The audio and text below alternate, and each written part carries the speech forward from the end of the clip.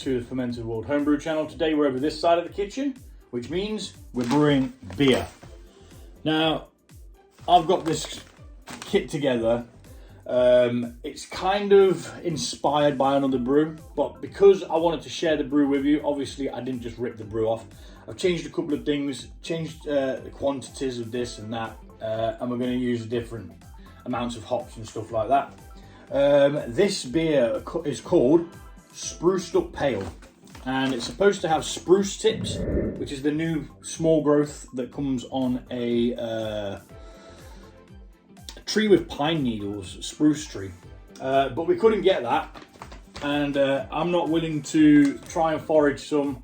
I've got a bit of knowledge of foraging, but it's not good enough to be going and picking stuff off like that. So we have got a bag of pine needles, and we're going to steep these in some hot water. We need, it says 10 grams. So we'll start with 10 grams and we'll see what we get. Yeah, we've got some of them going in it. It has got pale malt, Munich malt and wheat malt. We're using US 05. And it's got Simco, Magnum, Centennial and Citra, which is still in the freezer because I'm using up older hops and stuff. So we do need to defrost that as well. First of all, I've got to find it. I've got many hops. Oh look, there it is, straight away. The Citra. I didn't have to buy any Citra because I've already got some. And I'm trying to still get some of these used up. So some of the beers that I have coming lined up are definitely going to be having some of those hops in, just to get them used up. So where I get my grain from, Brew Day Supplies, they're closing down. It's really, really sad. I'm absolutely gutted for Matt. He's such a nice bloke. He's always been sound to me. He's even thrown in a couple of freebies every now and again, like a bottle of the sanitizing spray and stuff. He's a really cool chap. But they're closing down. Now, around the 10th of this month, he has said that they're going to be doing a buy 3, get 1 free on their beer kits. So if you're stuck doing liquid malt extract kits and you're thinking about branching out and doing all grain, this is the opportunity for you. Grab one of these kits. It's got literally, I don't even know if I've got one of them. I'll show you. I shall grab one. So this is what you get inside all of your kits. You get a detailed list of what's in the kit. Tells you about water profile. Again, I don't really do a great deal with water. I put in what I think's right because I don't understand it and I don't pretend to understand it. I'll always say that. But this is what you get. You get a sheet like this. Tells you everything you need to know. Tells you what temperature to mash at, what to do later on, how long the boil is, you know, how long your first fermentation is going to be, how long second is going to be, you know, all that. It tells you how much grain you've got, yada yada yada. It tells you exactly when to put them in,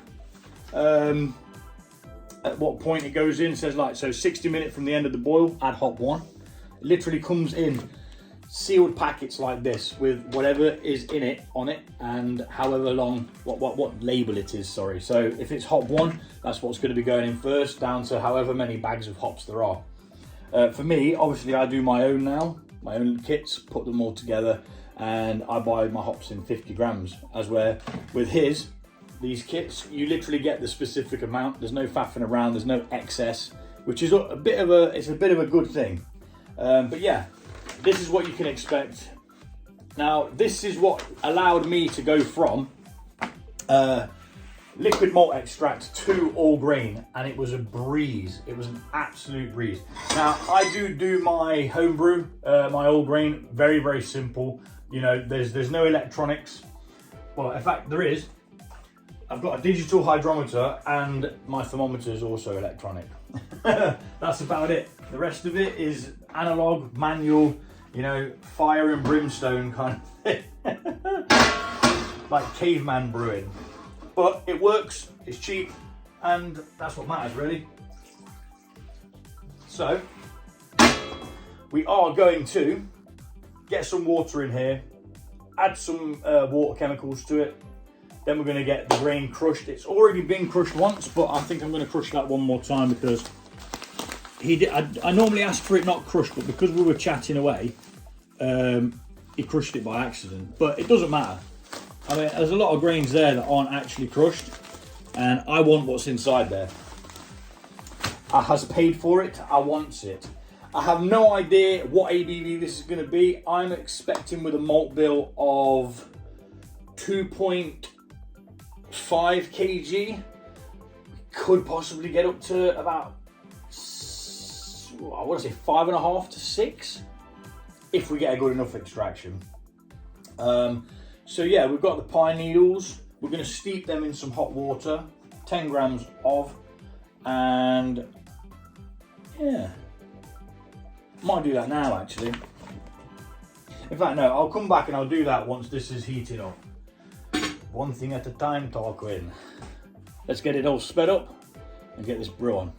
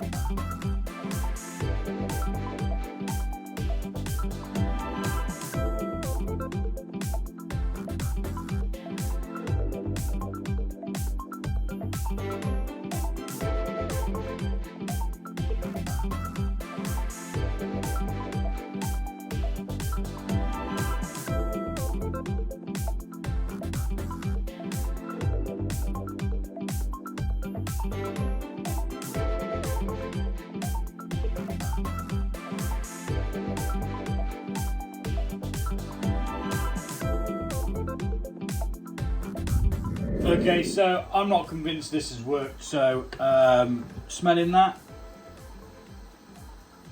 we're not getting much hoppiness from it. Or maybe we are. I'm in two minds as to just whether to just lob it in for an extra 5 minutes or continue pressing. To be fair, his instructions are a little bit vague. Well, I assume it's a he. I don't know why I assumed it was a he. But the instructions are a bit vague because it says Centennial 5 minutes, Citra 5 minutes, Simco 0 minutes. Well, I've put it all in anyway. And then it says Citra, Centennial and Simco in the hop Druid. I'm trying to push this down even more, but what I need to do is I need to take a small sample out and give it a smell.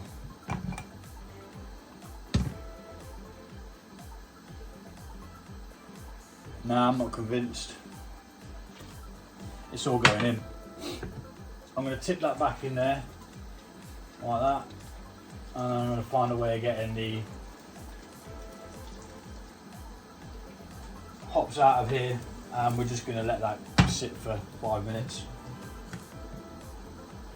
I don't think it worked.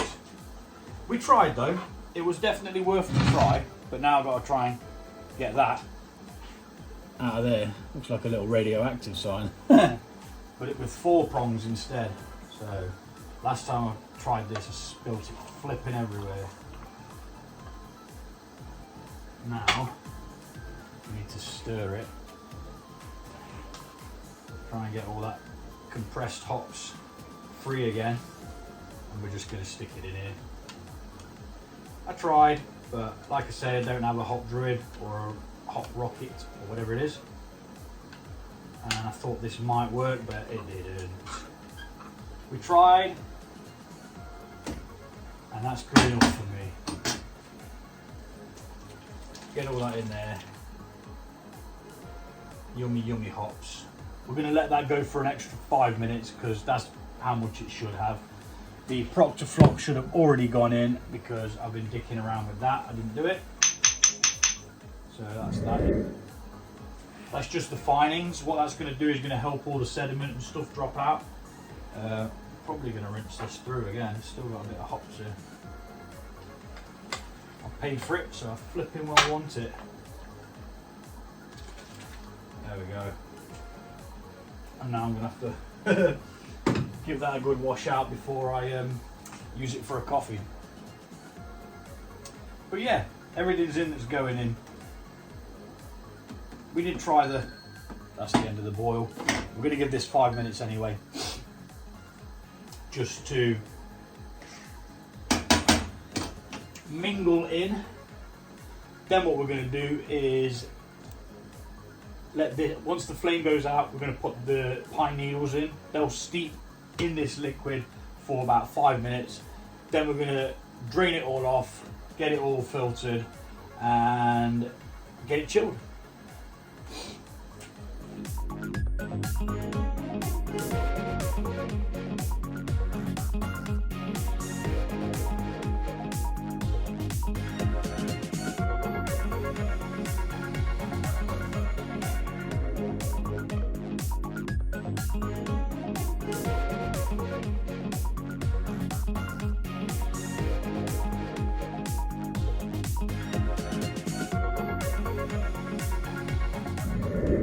So we're going to pick some yeast, which is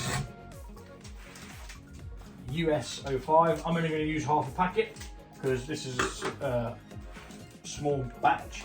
One of these packets can do around 23 litres. I mean, I could just put it all in.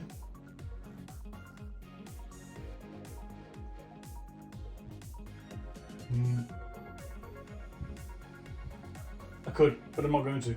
I'm going to put half in, and then I'm going to use the other half for another beer, thus making it cheaper. I mean, yeast is actually quite expensive when you think about how much ingredients cost. Like grain's pretty cheap. Hops is the next more expensive thing. That'll do. That's about half. And then just fold it over. Get yourself a nice little elastic band. Make sure it's nice and tight. Big bloody fly in here. I'm glad I've nearly finished. And that just goes back in the fridge in a sec.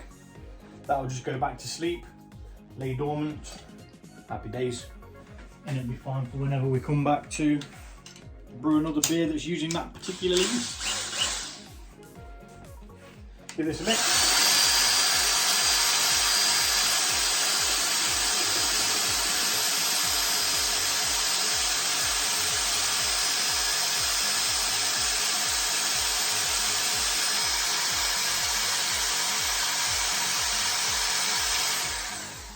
Just like that. And we're good to go. Ooh. Let's see if I don't destroy everything.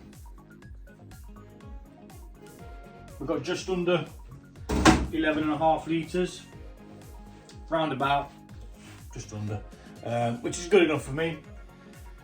Now the hydrometer digital hydrometer goes in. I would not buy one of those. I won it on a competition.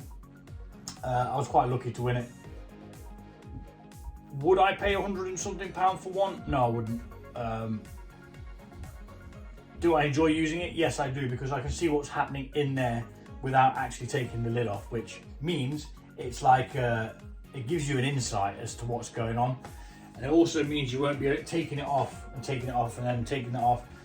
It also shows you how, when it's been at a certain gravity for X amount of days, it tells you how long it's been going for. So it's really good information. It connects through an app on your phone. This is called a Tilt. There are other ones, but they kind of stole Tilt's technology. So I'm a bit about using the other ones as well. But yeah, this is the spruced up pail. The lid's going on. Now what I did forget to do is add one of these to the bottom. What this does, it attaches to the other side of the tap and it stops the sediment being pulled through when you're bottling, because obviously it comes in from the top there, but I didn't sterilize it and I forgot to flip and put it in. And I don't have anything else sterile that I could quickly chuck this wort in to then put one in. So it is what it is. I'm just gonna have to deal with it. We lie in the bed we make. Nice sterilised lidaroonie, airlock.